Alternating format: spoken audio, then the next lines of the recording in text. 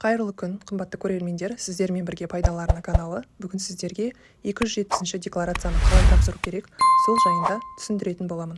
Ең алдымен салық кабинетіне кіреміз. Осы жерден настройки, список форм дегенді ашамыз. Сол жерден 270-ші форманы қай жылға тапсыру керек, сол бойынша ашасыз. Мысалға 2025 жылы өткен 2024 жылға тапсыратын болсақ, онда 2024 деп ашамыз. Бірінші бетінде сіздің деректеріңіз шығып тұрады. Ол жерде ештеңені толтыру міндетті емес. Ары қарай басамыз. Өзімізге деген галочканы қойып, тағы да ары қарай басамыз.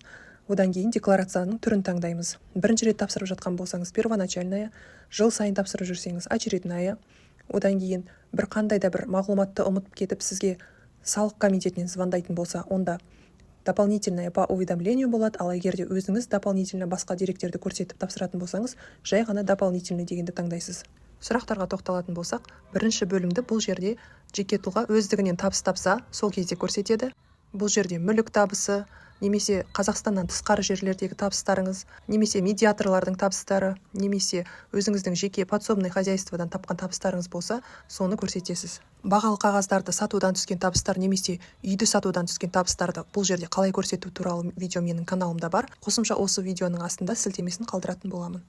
Бұрынғыдай бұл жерде жәрдемақыларды немесе қандай да бір мемлекеттік қызметте немесе жеке қызметте жұмыс жасап жатқан кездегі табыстарымызды көрсетпейміз. Стипендияларды бұл жерде көрсетілмейді.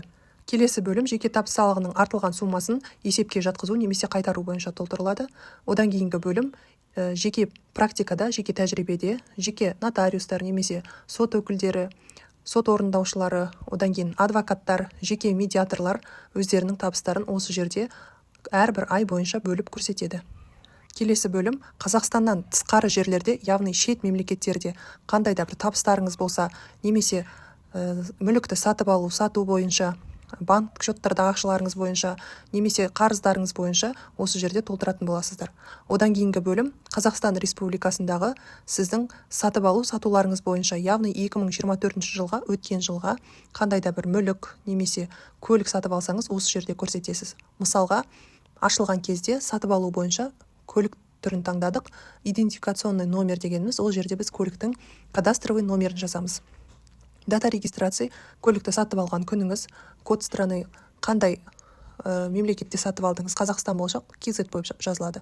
Одан кейін көліктің қазіргі местонахождение орны, ол міндетті емес толтыру ол строканы. Одан кейін код валюты, қандай ақшада сатып алдыңыз, және де оның стоимость, яғни бағасы.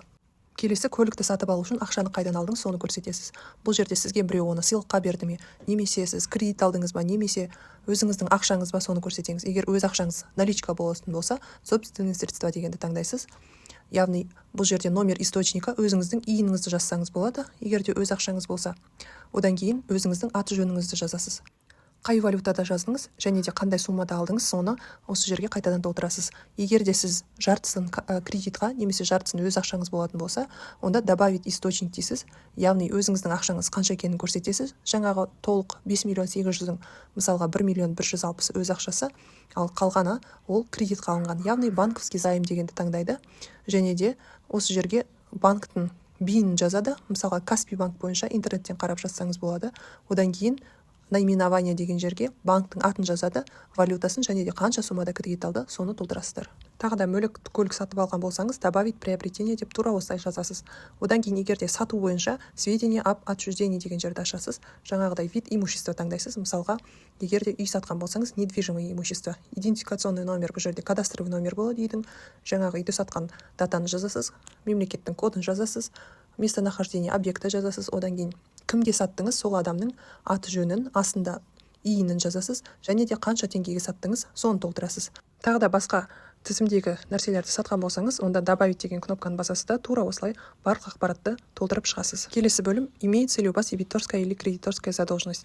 Яғни біреуге нотариалды түрде қарыз берсеңіз немесе қарыз алсаңыз, осы жерде толтырасыз. Және соңғы бөлім, егер де шетелдік бақылаушы компанияларда қандай да бір табыстарыңыз болса, соны сол жерде көрсетесіз. Бұл жерді толтырып болғаннан кейін далее деген кнопканы басамыз, ары қарай екі жерде галочка қоямыз, келісім беріп, және де өзіңіздің пропискаңыз бойынша код налогового органа таңдайсыз. Одан кейін отправить в ОГД деген кнопканы басасыз. Эцп-іңіз арқылы қол қойып, өзіңізге керекті анықтама яғни уведомленияны көшіріп алып жұмыс орнына тапсырасыз. Егер ақпарат пайдалы болса мен қуаныштымын. Назарларыңызға көп рахмет. Пайдалы арнаға міндетті түрде тіркеліп, лайк басып комментарий қалдыруды ұмытпаңыздар достар.